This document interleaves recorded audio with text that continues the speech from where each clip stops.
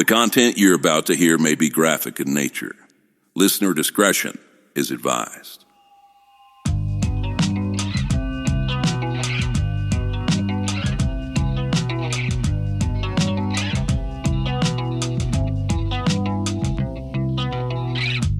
Oh, how I wonder what it's like to relax.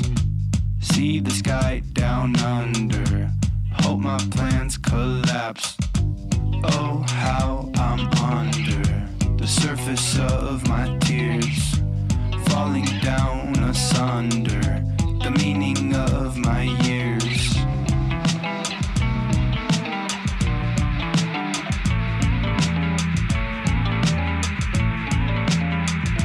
This is True Crime XS.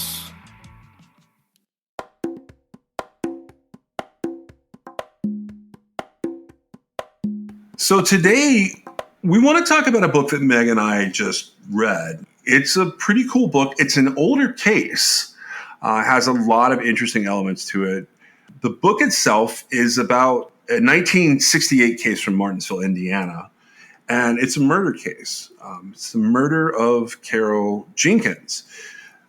Who we brought on to talk with us about this is Alexandra Kitty. And Alexandra Kitty, she's released in October 2023 a book called Murder in a Sundown Town. Meg and I had a chance to look at this, and we wanted to bring her on so that audiences could, one, hear the story of the murder of Carol Jenkins and kind of talk to Alexandra about how she came to be writing this book. So I guess the first question here is, how did you catch wind of this story and decide you wanted to write about it? Well, actually, in 2022, I got a left field opportunity to work as a true crime researcher for a television show called A Time to Kill. And that show I did for season 7 to 9. And when I first started doing this show, there were so many hurdles you had to find when you found the right case for this show. It had to be, you had to get the lead detective. It had to have multiple suspects. So in the beginning, when you're trying to pitch, you don't always get the right idea. So I said, I have to kind of study different cases to see what's the feel of this show. And one of the cases, I was looking at things that went with it and didn't.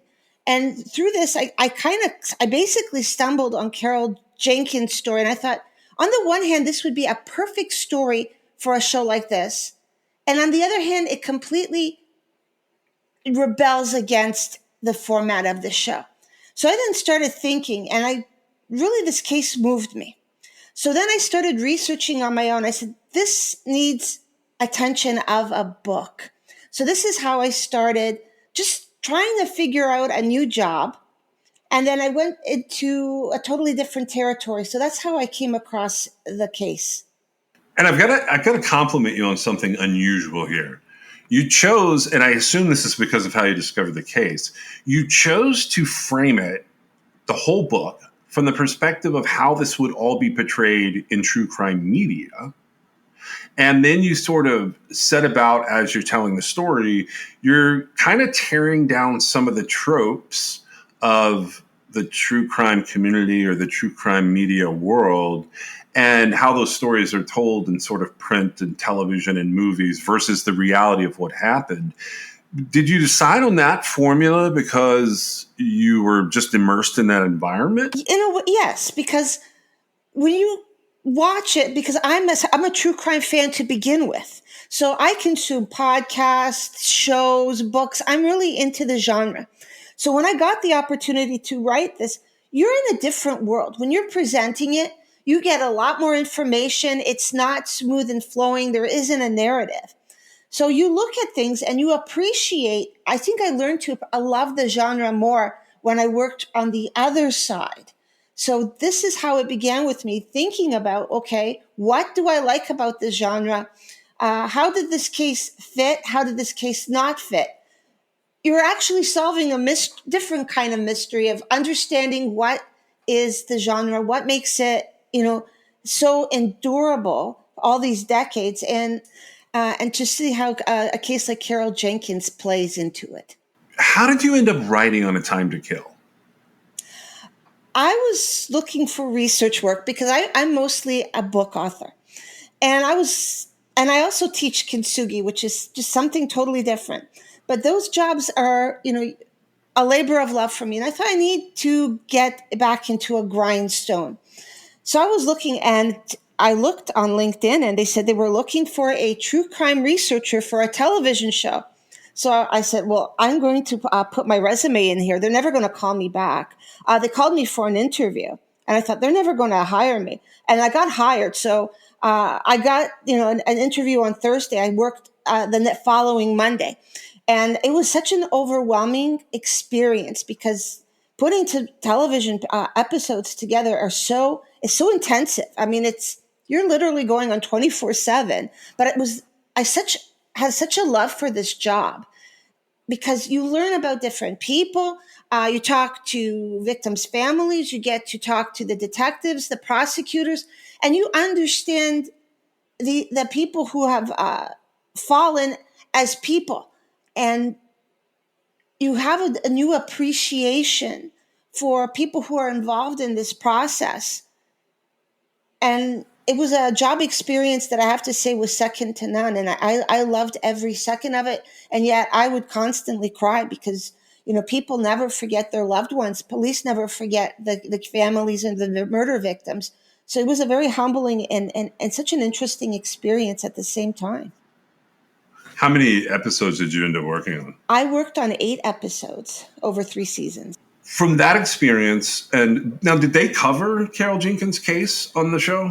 No, they would. That's not a case they would have probably covered because it would have been hard to find the original police, and it would have been it would have been very difficult because we were hitting from the late 1990s to about 2017-19. That was the sweet spot. But I would have loved to have been able to do this episode because there was so much about this case that really resonated with me. Well, you bring up a good point there. How difficult is it to work a case like this that it's sprawling out, from 1968 until, I guess you're deciding to write this in 2022, 2021? Is that what you said? Okay. 2022, yeah. Yes, there's a lot of time there. How do you set about what's the first step you take when you've got a cold case that is from all the way back in 1968? What's the first thing you did? I started looking at every media article I could find on the case, but the originals.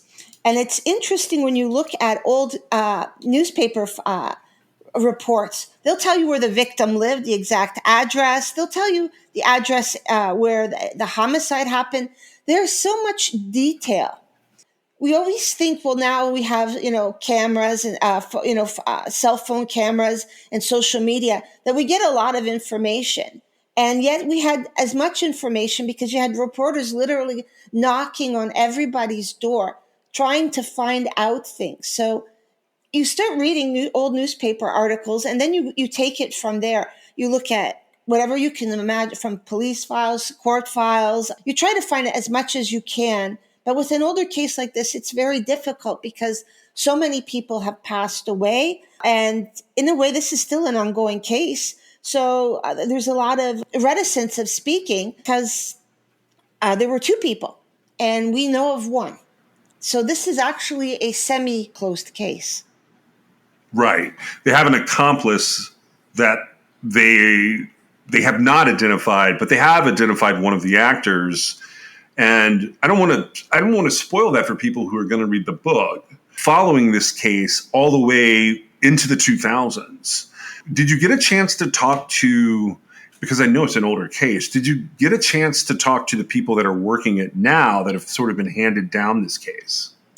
Unfortunately, no, because it was considered an ongoing case. They won't talk. So you have roadblocks.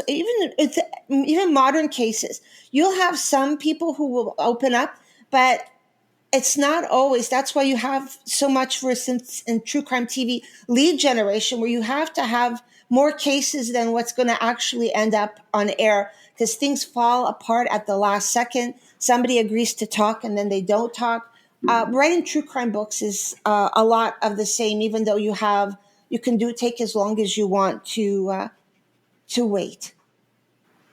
I was actually that's a good segue into what I was going to ask about. You have a lot of writing experience. You have a journalism background, and you're suddenly in two different realms here. One is you're writing these television episodes, and the research to that, I have a lot of experience with the lead up there. I know how time consuming that is and how disappointing it is when like a case falls apart because someone's superior says they can't talk, or a victim's family, lets you know that they're not going to be coming to talk. And that's even from the perspective of just trying to get a quote from them to put your story together. What you did here is you transformed it all into this like long form story. In this case, it's a book. Did you find yourself like wishing of those three forms, meaning articles in journalism, television writing, and this book, did you have a favorite form that you worked on? Well, I would have said book was my favorite form. And then I started doing research for true crime TV. And I realized that because you're doing recreations and you're talking to people and people can see and hear the original source, I fell in love with the TV format. And because there's something about, even if it was a podcast, if you can talk to people and other people can hear what these other people say, they can see it through another person's eyes. And we really, the television, the true crime audio or visual format, really, it's going to sound funny, is totally underrated, because the details, when I was a researcher, from what the victim was wearing, that I would have to find that out. But in the recreation, in the when we would reconstruct the scene, we would find as much identical clothing of the person, the little details. And when you're writing, you want to have a bigger scope. But in television, a lot of it is unspoken. So there'll be little, nuggets. If you watch or rewatch, you actually get a really pretty good reconstruction of the case that way. Do you work a lot with the victims' families, and how is that in terms of complications? Like, how do you keep your journalism separate from the more human side? I try not to. I understand that my feelings are there for a reason, and I can explore it. Sometimes things don't sit right with you, so you have to do more research. When you talk to the victim's family, I think that's probably one of the most important things in true crime TV, because you understand this person not as a role, not as a victim, but as a person. So there was one case I worked on. I talked to the victim's brother and sister. The brother ended up on the program. But when the sister gave me insight about the case that no article or even police file could give me. So it gives you a chance to be sensitive yet accurate. She understood her brother probably better than anybody else, because she was an older sister, and he was, like, I would say, her pride and joy. The older brother had a much more morose feeling about the case. So when you're talking to victims' families, you're getting more information about this victim. How did they end up in this horrible situation, and not of their fault and not of their doing? And you learn about the victim through the family. And I always would encourage. Sometimes it's even a niece or a nephew that tells you all sorts of wonderful nuggets about the victim. So when you're a researcher, you're going back, writing your research pack about the case, you're making the Bible of the case. You can put pieces together much more delicately than if you don't. A lot of times you don't get that. The victim's family will say, yes, we agree to it, and that's the end of the road. But when you can talk, you get more information, that you get off that hamster wheel and you have a look around at this person, and you get to really understand them, and you can translate that even subtly or non-verbally in an episode. And that personalization really does hit the viewer, the audience, because as it's translated onto the screen, they get to know the victim as well. And it has to come from a place of, a family member that does know them, right? And it humanizes the whole situation for everyone. I found it very almost therapeutic because this person hasn't been forgotten. And the nice thing about true crime is you not only educate people looking for warning signs, from body language to actions, but you also get to explain to people, these people matter, and you're keeping a torch for people who can no longer speak for themselves. And that's something about true crime that it always appealed to me. We don't forget the fallen. Yeah, that's why we do it, right? I mean, it is, it's a side of the human experience that it makes everybody take notice of it. And we have so much empathy for them. And that is exactly why true crime is, I mean, I don't want to say entertainment, but it is something that people are intrigued by, is because it's somebody who's experienced the absolute worst. And most of the time it's something that has at least some element of it unsolved, right? And so we want to keep that alive, and we want to keep the notion that no matter what, we'd like to solve it and let the victim rest in peace, their story complete. I have a question for you. So this story, Murder in a Sundown Town, you're Canadian. Have you ever lived in the U.S.? No, I actually live an hour from the border. So I'm constantly on the other side. I'm very close to Niagara Falls. So I go across the border. So I have the best of both worlds. I can have sort of that objective looking on the outside, but then I have the benefit of coming in and immersing myself in another country. I think it's an interesting way because I've worked for American publishers and American publications, but I always enjoyed the fact that I have two lenses I can look through, not just one. Yeah, that's exactly where I was headed. So sundown towns, that's it's a term you use in the title. It's a really interesting thing that is primarily like a US thing.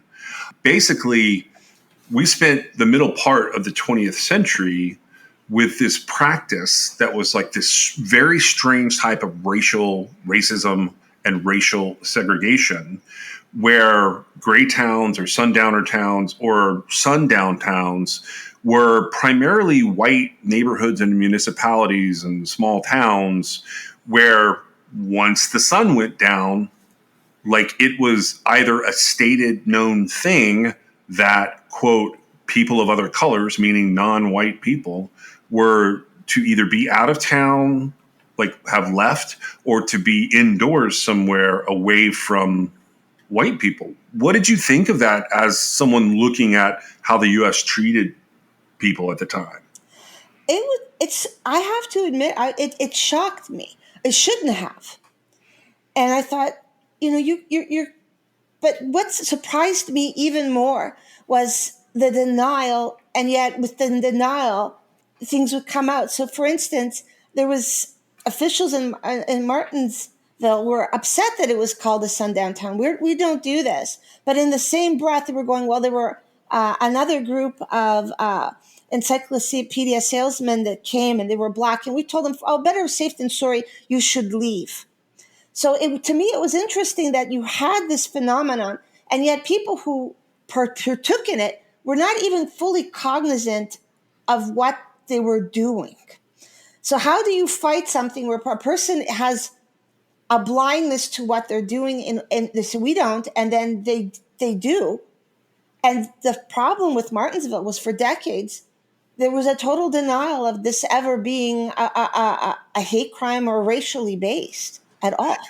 We should give a little synopsis here, and I'll kind of talk through like what I know about this and give the short version. But I think that's important in order for people to understand some of the elements of the story that I want them to pick up your version and read it. So Carol Jenkins was a young black woman who was murdered September 16th, 1968 by two white men in what would have at the time been the town of Martinsville, Indiana.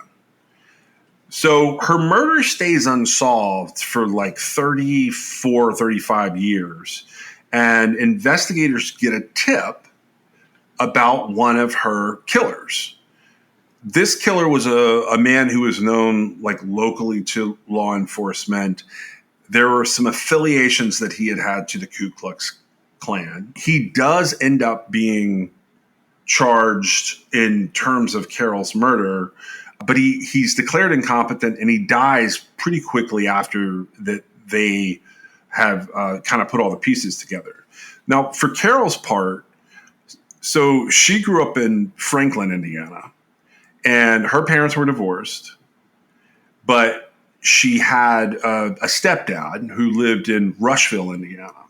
Carol had plans, and she was going to be moving from this area to Chicago. So she graduates in 1965 from Rushville High School. She has a job locally at the Ford Motor Company. Unfortunately, there's a strike that like shuts down the plant temporarily. So she takes this job for a book publisher called Collier's and Sons. And she's going to be going door to door selling encyclopedias. So September 1968, she gets dressed up. She goes out on her first day to sell these encyclopedias door to door. And she volunteers to go to Martinsville, Indiana, which you point out in the book. They actually had a different destination that day originally. That's right. So she goes with her coworkers, and two of her coworkers are, young white males, and there's another black woman with them. At this time in the United States, there's all sorts of chaos surrounding racism, and they experience some of this. They are followed by and talked to and sort of confronted by different white people in Martinsville. And as she's walking alone by herself, she is, for lack of a better word, verbally assaulted. And she goes up to the door of a local couple that you cover very well in the book. They're a white couple named Don and Norma Neal. She basically says to them, "I think someone is following me, and if you could just let me in." And the Neals bring the police out to try and help her. And Norma even ends up walking with Carol because she thinks that she can maybe help her find her coworkers that she's supposed to meet up with. She offers to stay with her or let her come back to her house. And Norma Neal stays, and there's interviews with her for many, many years after this incident. But Carol walks off around 8:30 p.m. because she genuinely does not want to drag the Neals into whatever is happening.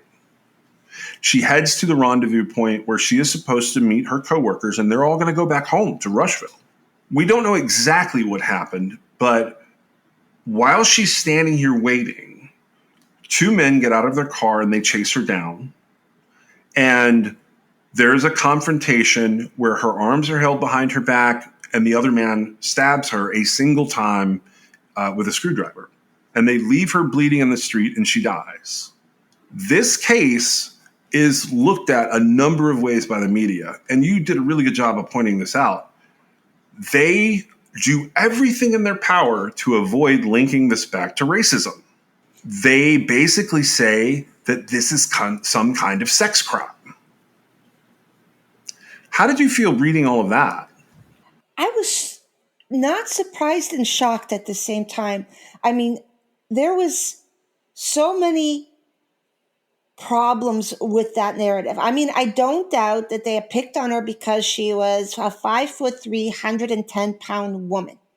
But I mean, to say that race did not play into this was an absolute stretch. I mean, there was no homicides for years in Martinsville. So this was, you have rarely had anybody of color coming into Martinsville. The first, young woman that enters gets murdered. It's very hard, to say, well, this was a sex crime. It was definitely, there was no actual overt signs of sexual assault or anything else. I mean, it was an attack. I mean, a screwdriver to the heart. That's as violent as it gets. So to me, to say, well, this was not racially motivated was, it was a little bit of a overly adamant denial. So that you could read between the lines that, yeah, people knew it was racially motivated, but they didn't want to have to admit that it was racially motivated.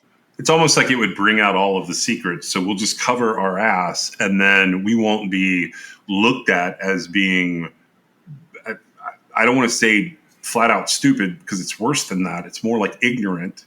They didn't want the reputation for having been that ignorant that something like this could happen. Exactly. There was other problems. It was raining that night. They contaminated the crime scene beyond all hope. People were walking around. They did absolutely nothing to preserve anything. So you have this, and then you have these denials. Well, it's easy to make a denial if the crime scene's contaminated beyond all recognition and all hope. So you would think, okay, if the crime scene was contaminated that badly, that they would keep an open mind on any and all motives, because you would want to solve this as quickly as possible, not shut down the door to where the most likely scenario was. There's two elements at play there, and Meg, you can chime in if you think I'm wrong here.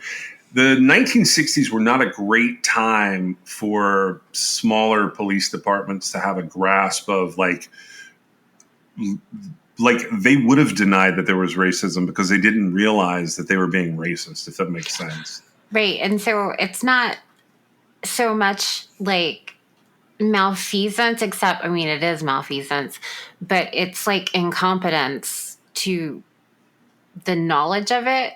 Because I think that they literally just had no idea, right? And so while it's blatantly obvious to us now, I think that they were just in a state of denial. Part of this, in reading the book, I kind of had to switch my mindset, because I'm not used to thinking about cases in terms of it being in 1968, right?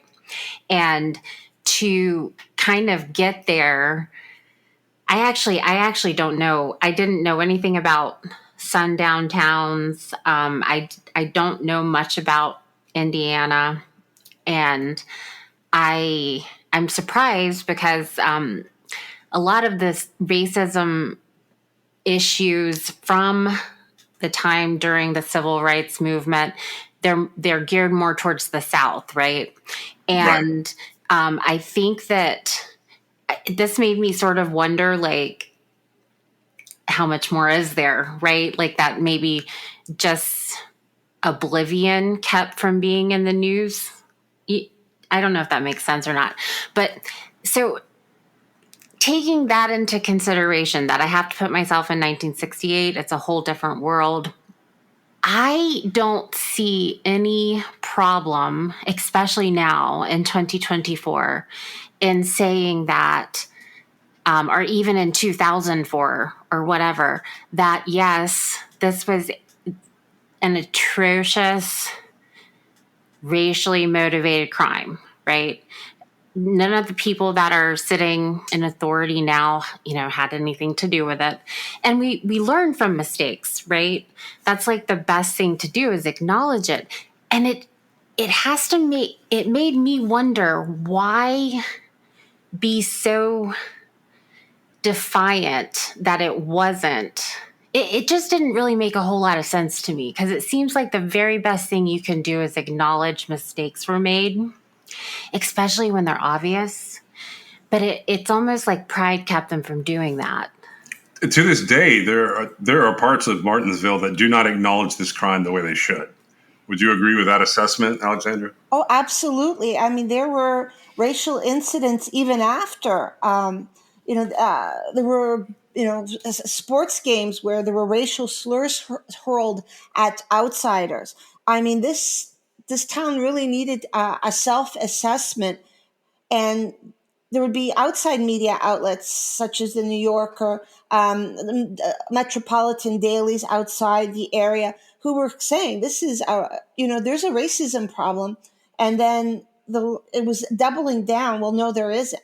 Well, you have a young girl on her first night of working, and not everybody in Martinsville felt like this, because so many people with the police and the reporters interviewed were saying, so she was so nice, she was so kind, and they really liked her.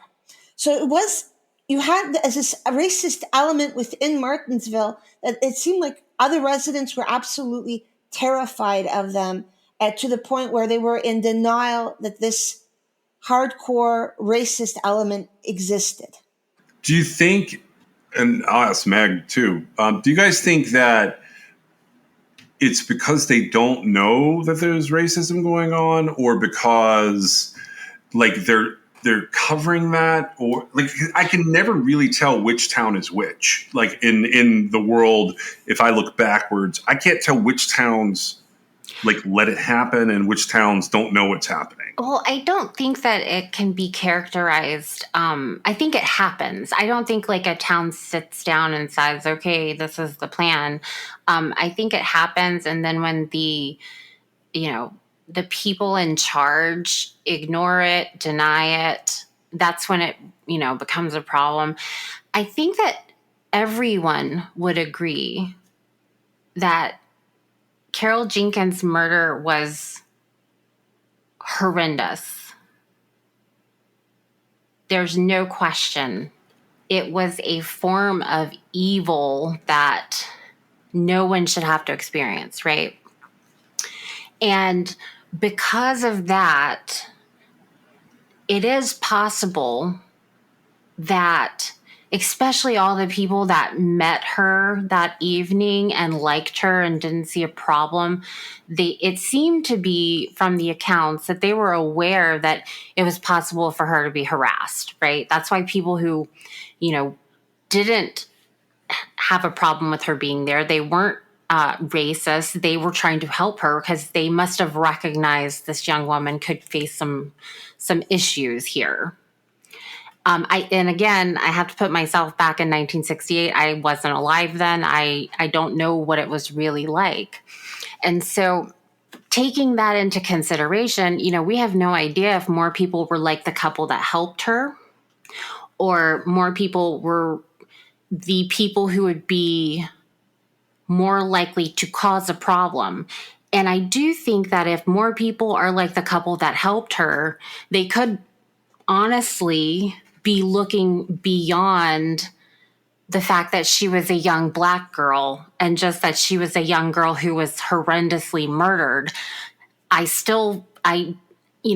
don't feel like that is really enough to say it wasn't a racially motivated hate crime. But I do think that it would be possible, people could be well-meaning and ignoring. I don't think that it ever had the overtones of a sexual assault. I think that is more like almost, it just points to the fact that it was a woman that was killed. But there was nothing about it that seemed to indicate that that's where that was headed. And so that kind of bothered me. But at the same time, I think that it would be possible for it not to be readily apparent that, the driving factor here was the fact that she was a young Black woman who was out after dark. And I think that it's mentioned in the book, but right now I can't remember. This was a fairly, except for the fact that it was a sundown town, this was a fairly safe neighborhood for the people who lived there, right? It was extremely safe. But the interesting thing, after that homicide, they had a whole slate of unsolved murders afterwards. They almost sent a signal to people saying, you can kill people here and you'll get away with it. And so Martinsville became very safe to a not so safe place because of this homicide. So there were ramifications for being in denial that this was a racially motivated homicide. Because it sent the wrong message. And all of a sudden you had quite a few unsolved murders to this day that are unsolved from that era. Now, you did a ton of research that you documented so well in the book here from the media of that time. Did you get the sense that the media was buying the idea that this was some kind of sexual assault, or like in reading it was the final take that you walk away with that they kind of knew this was racism and they were just trying to get the story to stay a little bit in the spotlight when they could? You had two different media. So you had the outsider media that were pretty much aware from the beginning this was a racially based murder, and then you had the local media that doubled down and said, no, it was a sex crime. It was a sex crime. To me, the insiders were more worried about their reputation and maintaining a reputation than actually solving the case. And then you had reporters on the outside who were more concerned of showing the injustice and trying to help solve the case. So it was like two different media. It was like night and day. Those who were too close did not see the problem of their coverage, but the ones on the outside definitely handled it completely differently. It was very interesting to see the same case, same profession, journalism, and how different takes there were on this case. I think that part of the blatant denial to something that was so incredibly obvious, it made them look more, it made them look like they were trying to cover it up even more so than just stating it, right? When something is just blatantly obvious, and, you know, this is a young lady who was killed, and we're saying her race had absolutely nothing to do with it, except like no other young women walking around in the evening time have ever been killed this way, right? And, you know, I think that makes it inherently worse. And then, of course, like you were saying, that would be the insider journalists who are saying it had nothing to do with their race. The outside journalists come in and they say, well, obviously. And so I think that just, it deepens the divide even more, because it, you know, you want people to recognize like this is a problem. And I feel like, you know, there's a bit of irony in this entire situation, in the partial ending that we get, right? And so I feel like that would be a way to very firmly address the facts of the matter without having to implicate anybody that lived there at all. You make a good point with that. I don't want to spoil the rest of Murder in a Sundown Town for our listeners, but I do want to keep talking for a minute. First of all, where's the best place for people to get Murder in a Sundown Town if they want to read it? Amazon, Genius Publishing, right on their website. Those are probably the best places to get the book. And if they want to learn more about you, what is it? Your website? Is that the best place to go? Yes, alexandrakitty.com. So there's also more information there. So the book is just basically getting to understand this case, but also getting to understand the true crime genre, how, you know, particularly in TV, how it's put together, every consideration, every angle we go through when we're putting together an episode, because you have to do justice to just more than the victim. You know that the police were involved, the prosecutors were involved. There's victims' families. There were people who gave information, a lot of times risked their own life and well-being, coming forward with information too. And I want to talk a little bit about sort of some of the other things you've written. You write a lot about psychology when it comes to journalism. Does that spill over to true crime for you? Yes. I mean, everything I do has the basis of psychology. My undergraduate degree was in psychology. I always had a love affair with it because it was like the Rosetta key to understanding things. And to me, journalism and psychology always went hand in hand, because what's journalism? It's about people and how do they think? Because we a lot of times don't think about how we think, let alone how somebody else came to their thought patterns. And psychology had so many answers. When I studied it, I was like a never-ending escapade, learning stuff through this lens. So when I went into journalism, I went into it using psychology. Then I veered off into history and true crime again with psychology and understanding, having empathy, reading people, and also, not being judgmental, because it's very easy to make a reaction and just sit back and reflect. Well, where did this person come from? How can I understand them better? Do you follow like trials in the U.S. and Canada, like the media that comes out about it, or? Oh yes, I mean it's interesting. I mean that's how we deal with things that have fallen apart. It's a very important thing to know. Meg and I we debate like quite a bit of what we're going to cover in terms of like live trials, because a lot of times, like if you jump on those bandwagons, it's kind of doing it for clicks, and that's not how she likes to work, and it's not really how I like to work. But I noticed that you talk a little bit about radial journalism or empirical journalism. Yes. That's sort of my style. I'm more of I'm very into empiricism with everything that from the perspective of being a creator. I'm not, not from a criminal perspective per se, but Meg is very logical and by the book, and we try and blend that for the show. What do you think of coming from that perspective of like empirical journalism and mixing in psychology and sociology, like you're talking about? What do you think about the 24-hour news cycle that we're in today? I think it's always about getting the get, being first, getting the exclusive, that you tend to react and not reflect. And journalism should be both, because things happen on the drop of a hat. I mean, things and utterly change the course of history. And other things, it's just so subtle and quiet that we totally forget about. Once a problem explodes, that's where journalism heads. We rarely have journalism going, oh, there's little problems coming up. What does this mean? Let's do a little more, empirical approach. Compare and contrast two different systems.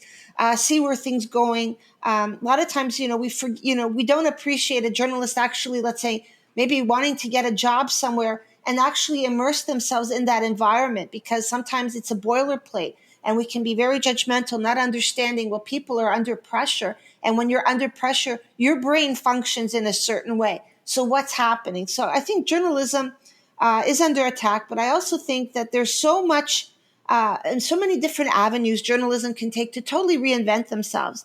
And what I like about true crime, it seems to be a subset. We don't think of true crime as journalism, and yet it is. But it's a special kind of journalism where we're talking about the emotional factors, the primal factors of surviving and not surviving. Then, of course, the facts of empirical basis. I think if journalism was really to invent themselves, they should actually start watching a lot of true crime. That's a really good point. I'm asking this out of curiosity, and I'm breaking a cardinal rule here for recording purposes. Did you watch the Karen Reed trial at all? No, I have to admit I didn't. Okay, then you made the smart move there. I got sucked into that one, and I dragged Meg with me. We noticed something interesting going on with it. It's not the trial itself. It's not like the crime. It's the internet troll side of things, where like Twitter and Reddit and Facebook, they sort of explode with, like, it's almost like protests. So you have people that are like free Karen Reed or free Alec Murdaugh or whoever. And then you have people that are like trying to shout down the protesters with facts and logic. I didn't know if you had noticed that trend or not. Oh, it happens everywhere. I mean, I think it was so during the Johnny Depp trial. That was to a new level. I mean, you have no gatekeeping on social media, essentially.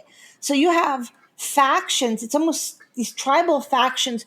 We're trying to rig this outcome this way. And then you have people go, let things play out themselves. Let's look at the facts. And people go, I don't want to get the facts to get in the way with what I want to validate my worldview. And people will just, they start lobbying through the court of public opinion, and then they're hoping to shout down and shame people and make them retreat so that they can get whatever outcome they want. It's a very interesting outcome and I don't think people expected it when we first started having social media, that this is what it would be used for.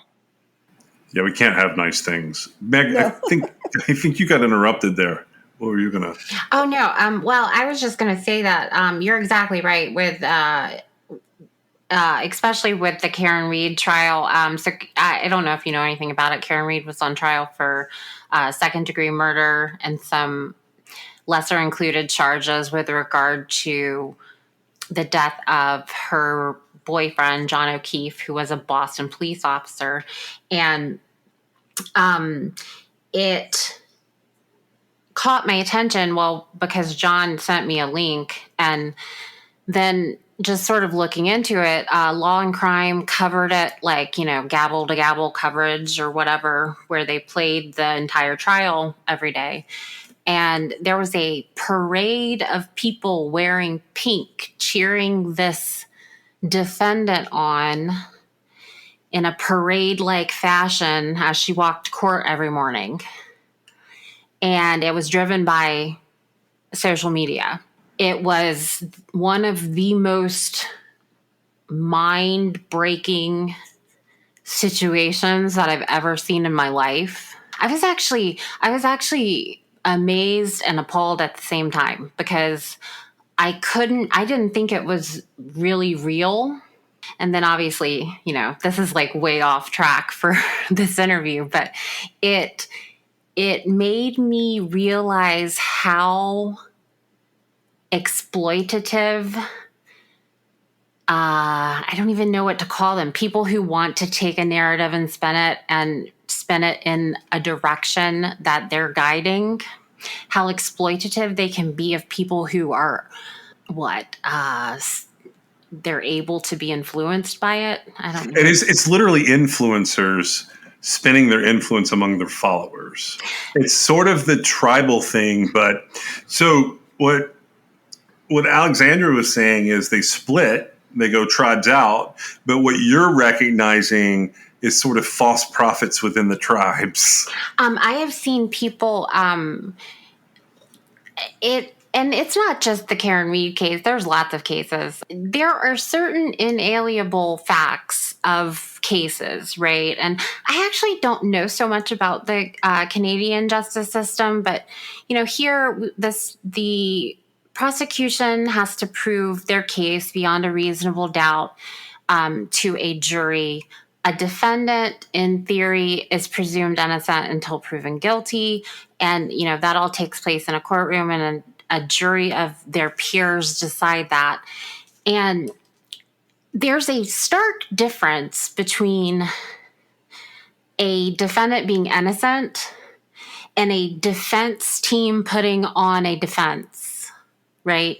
I am a firm believer that every single defendant that is taken into court for a trial, especially one having to do with like a real crime, like a violent crime against a human being, they should have the most vigorous defense possible, and they would be found guilty anyway because of the way the system is set up. I have seen recently that attorneys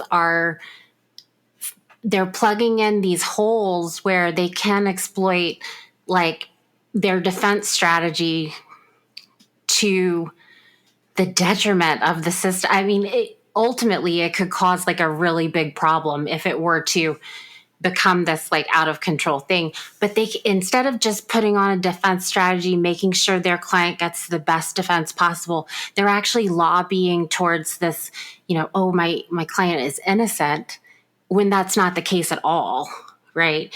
And it's concerning to me because I've never seen so many, because defense attorneys are for the defendant, but they're still officers of the court. And so they're supposed to hold like a certain, I know that sounds like a stretch, but they're supposed to hold a certain amount of, ethical responsibility.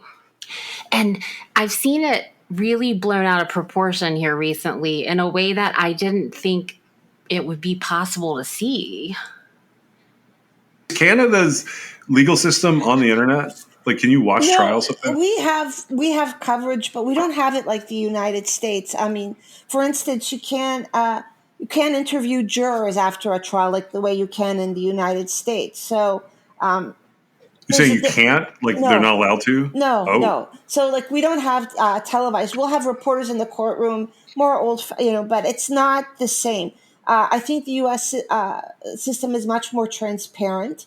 You can see things. So if there's problems, actually, they're more exposed. Here, it's a little different. It's not entirely different, but it's different enough that we can have nice long talks about the differences. It's just the U.S. system. We know more because they have televised trials. You can talk to jurors after, going, well, what was going through your mind? It's I think it has a lot more empirical value. The thing is, that a lot of times it gets hijacked by people who don't know a lot, but they think they do. And then they go on a tangent, not thinking that there's subtle nuances that they're totally missing because they don't have a deep understanding of what's going on. I think that's been my concern too. Meg, go ahead. Sorry. I felt right now. I agree 100%. I hate watching it unfold with just sort of normal people who, like, they got behind a movement. In Karen Reed's case, it's that Karen Reed was, factually innocent and set up, and all this narrative that was spun as a defense strategy. And you've got people who don't understand a bigger picture. They don't have any idea that it would be possible for a team of defense attorneys to be paid enough money to go in and have a defense strategy. It is 100% a thing that happens. Her case ended up involving a lot of innocent people who got caught in the crossfire, which is where I started going, oh, this is really bad. It was unbelievable. But I think that for the most part, it is a lack of understanding where you're going, well, yeah, this is just a defense strategy. And then on the other side of it, you're, being yelled at. Like, no, she's absolutely innocent, right? Well, Alexandra, we get caught in this rabbit hole where Meg and sometimes myself, we desperately want to teach people things, not from the perspective of we know and whatever, just to like get them thinking, maybe get themselves out of a rabbit hole.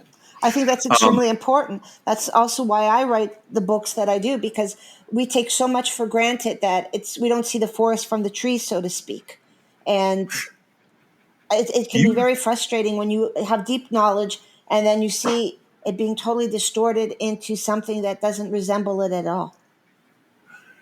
Meg, do you have any more questions for Alexandra? Because I have one, but I'm going to derail the rest of the conversation once I ask it. Well, I was just going to tell you, Alexandra, that I really enjoyed reading your book. I actually have a lot of times I have my phone read the book to me. So like on the spoken content, it just comes through. And one of the things I noticed, we talk about this on our show all the time. We talk about people that headline skim, and we advocate for people to not be headline skimmers. We want them to really dig in to like actually knowing what they're reading and not just taking the headline out of context. And I felt like when you were explaining all of how, in your experience with writing for television, the way that it's streamlined, what would be cut, what would be included, it followed a very specific format that was used for that show and other shows like it. And it really resonated with me that you totally get what I'm saying when we talk about headline skimming and how a narrative is crafted and details are left out. Some of those details can be so incredibly important to a story, and they get overlooked because John and I do this show because we have a passion for the cases that we cover. We don't have it's completely our show. We don't have outside pressure like telling us to say anything one way or the other. And so we get to take the time we need to research and understand stuff and pass that information along to our listeners. And when you were explaining that in different parts of the book, I really, I felt like we sort of were like kindred spirits in that way of thinking, because you don't really get a lot of people at least talking about it, right? Where you get to explore all the facts, because most of the time there is this pressure to get it streamlined, get it into a condensed version that an audience is going to understand and enjoy, or at least be semi-entertained enough to watch it to the end. And there's always so much more than that to cases. I think there's it's like a world unto itself. And when you're doing television, you try to actually put in as much as you can, even if it's what somebody wore or the lighting or something in the background of an episode where you're trying to, you fight with, you advocate to the script writers, you advocate to the directors, everybody else, why this is important. And that is something that a lot of people don't appreciate, the researchers of true crime, because they're the ones that advocate. They're the ones that talk to people, and they're the ones that get moved. And that's something that I learned while I was doing this. You get moved in this job. What is the best way that people can support you and your work right now is to buy the book, right? Yes. Is there anything else that they can do to help you out in the world? Are there do you have a podcast? Do you make appearances elsewhere? Is there anything that they can do? I'm actually very much very low key. I love doing interviews on podcasts. I love writing books, and I like doing research. If they're interested in the case, they should read Murder in the Sundown Town. If they're interested in the true crime genre and how television shows put them together, the book also will give them an insider view into it. I agree with that. And I may be wrong when I ask you this, if I am, I'll cut it out. Do you teach kintsugi? Yes, I do. I teach in a couple of places. I teach, and I teach groups of people too. I mean, it's not just individuals. I got into that about 16 years ago because I have cats and they were breaking everything, and I didn't want to keep throwing it away. So, learning to fuse broken pottery with gold. It's not just pottery; it's plants now, furniture, people's sentimental ostrich eggs. So I do that as well. That's a truly very therapeutic kind of art form, and I would teach the whole world how to kintsugi, because it's one of those art forms that you just learn to pick up pieces after catastrophe. And when your true crime is about doing the same thing, picking up the pieces after catastrophe. So I think that's probably why I understood it so well, and why I could actually be a true crime researcher, because things constantly fall apart and you're putting them back together and you're making it better than what plan B ends up being better than plan A. And I think kintsugi really taught me how to have patience for being a researcher in true crime. So, Meg, and for the audience, if you don't know what I'm talking about right now, kintsugi it's an art.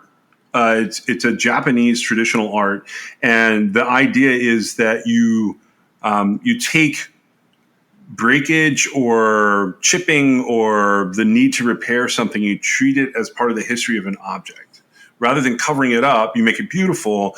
And I think you said gold. I've seen platinum and other metals be used to like join ceramics and pottery. And I hadn't thought about doing like plants, but like the plant pots, that would make sense at my house. I have dogs, so that happens. But it's a healing art, actually, where the idea is embracing part of your history. I just thought it was an interesting metaphor because we're talking about Murder in the Sundown Town. Meg, you brought up a lot of really interesting things about Martinsville. And then you also brought up how true crime has a riff in it, and like these ongoing trials can create all this dissonance. And then you teach kintsugi classes. I think, did I read you wrote a book, or that you Yes. had so you wrote a book? I wrote first native English language book in 2020 called The Art of Kintsugi, Learning the Japanese Craft of Beautiful Repair, published by Schiffer. And that was, I fought for years to get a book out like this. And finally, Schiffer agreed to it. And I was really very fortunate. But to me, kintsugi is probably one of the most interesting art forms, because you learn to be happy and relaxed and focused in the disaster. And that's our biggest fear, that everything's going to fall apart and we're going to be totally helpless. And here We don't care who made the catastrophe. We know we're going to put it back together with our own spin. It's going to be better. And it was in our hands. And the curtain falls, yeah, but it rises again. And that's what Kintsugi teaches us. I don't have anything else today, but at some point, hold on. I do have one more question. Do you have another story? Do you have another book that you're going to be writing? I have things that I'm considering right now, but I like to jinx myself. So I keep, that's fine. But I can't say anything at the moment. I wish I could. Well, if you put another one out, we want to bring you back on and talk about it. Okay. It's a deal. Meg, do you have anything else for Alexandra? No, thank you so much for joining us. It was very nice talking with you. Yeah, I enjoyed chatting with you too. I enjoyed it myself very much. Your program's very interesting to me. Special consideration was given to True Crime Excess by LabrottieCreations.com. If you have a moment in your favorite app, please go on and give us a review or a 5-star rating. It helps us get noticed in the crowd. This is True Crime XS. You fall like the stars. I break things like guitars. Thick skin, no scars. We're in trouble, we took it too far. I don't want to go, but it's 'cause I'll disappoint ya. It's all I've ever dreamed of, something I cannot let go of. I hate the competition, this culture's like a gym, and I lost the motivation to get fit in your expectations. True Crime Excess is brought to you by John and Meg. It's written, produced, edited, and posted by John and Meg. You can always support True Crime Excess through Patreon.com, or if you have a story you'd like them to cover, you can reach them at TrueCrimeAccess.com. Thank you for joining us. This is just a reminder that we are part of the Zencastr Creator Network, and I put a link in the show notes if you guys want to check it out for your own podcasting needs. I've always enjoyed using Zencastr. Their quality is great, and we were able to join their creator network at kind of a key time in their history. I have enjoyed it. I've considered a lot of other places to record and a lot of other ways to put together and host and distribute our podcast. But I've stuck with Zencastr the longest. We've been with them for hundreds of episodes now.